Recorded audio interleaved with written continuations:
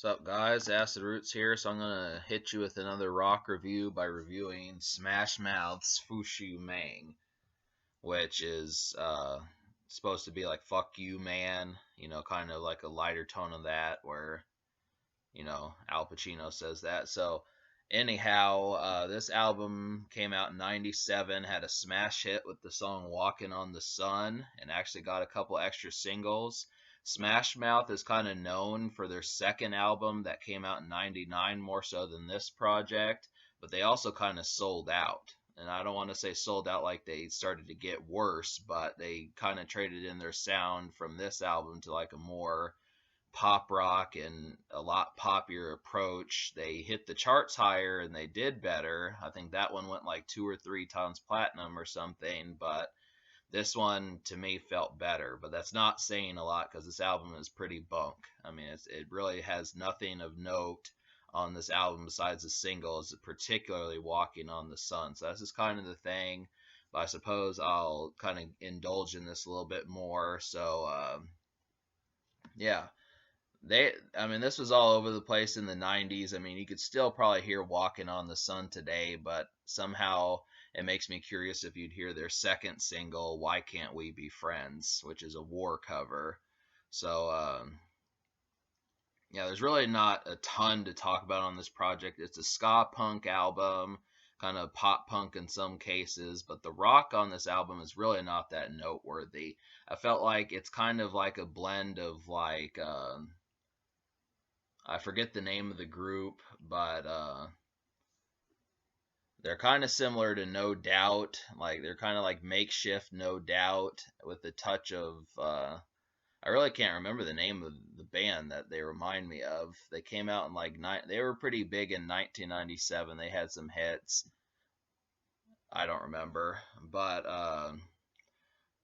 yeah. So I felt like the rock on this project, me trying to find like some album cuts, I kind of figured that this would be similar to Marcy Playground, where the singles were good, but maybe they'd have like one or two or something extra songs that could probably hold the belt or something, but they don't. I mean, a lot of this tries to replicate like the "Why Can't We Be Friends." It has light guitar licks and kind of softer guitars, not so much metal. I mean, it does do that, but the messiness to it's not like your standard. It's not Metallica. It's not AC/DC. It's a different blend of rock. But the problem with it is it it really it feels so unrefined. That's really the thing about it. It's real unrefined. It just feels like something you would hear like in a local pub or something, the way that they play there. I mean, most of the time they don't have like I guess that's what it feels. It just feels a lot more local and regional.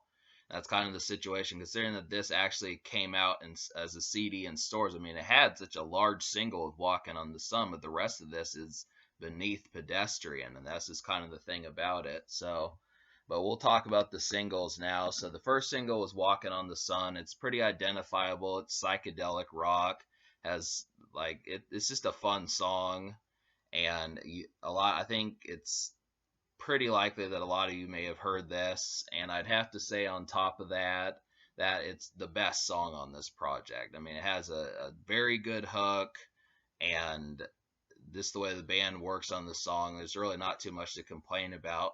And I know it would have been difficult to kind of replicate this song, and they don't really even try to, but it probably would have worked if they had, because the songs that they do try to replicate is "Why Can't We Be Friends," and it's a light song. It doesn't really try to be metal or hard rock or heavy or anything like that. It's just real light. Feels like you're going to a restaurant, like something you'd hear at like Applebee's or some regular restaurant, some shit like that. You're just going out to eat, but this is so basic. I mean, that's the thing. I mean, it did a decent job of covering the war song, but it's not. It's a distance from "Walking on the Sun." I mean, it's really like easily second banana. It's the second best song on this project, but that's not saying a lot just because there's such a gap between "Walking on the Sun" and this song. I'd probably, if I were to give Walking on the Sun an A plus, I'd probably have to give like this song like a B minus or a C plus, which kind of shows you how different it is. And so that's kind of the thing. But there was a third single they attempted, because Why Can't We Be Friends charted. It was at the bottom of like the rock charts in America, but the Fawns was the third single, and it's decent, but I understand why it didn't chart. It was kind of like Sherry Fraser from Marcy Playground. I mean, it's a decent little third single. I'm sure it got spins somewhere out there, but it's easy to see that that's just kind of the underground song, and that is like the distant third best. I would say, I mean, the Fawns is not quite as distant from Why Can't We Be Friends as those are from the first single, but it's still the third best song on here, and that's once again not saying a lot because nothing else comes close to these three songs. And that's just kind of the situation for me to talk about that. I mean, I listened to this whole album. There really wasn't anything. It's too messy, too many songs that try to replicate Why Can't We Be Friends. The rock is unrefined. It's local, but not in a good way. It's kind of where you would walk out of the bar and just try to get home or something, more so than listen to it. So it's not. It really doesn't have real aggressive kind of feels towards it. And that's just kind of the thing. I would say almost maybe Flow and Push are about the only ones that could almost be considered, but it's just go for the singles. I mean, that's the thing. I bought this album and I got it for a quarter. That's basically the thing. I paid $4 shipping and I basically got it for a quarter beyond that.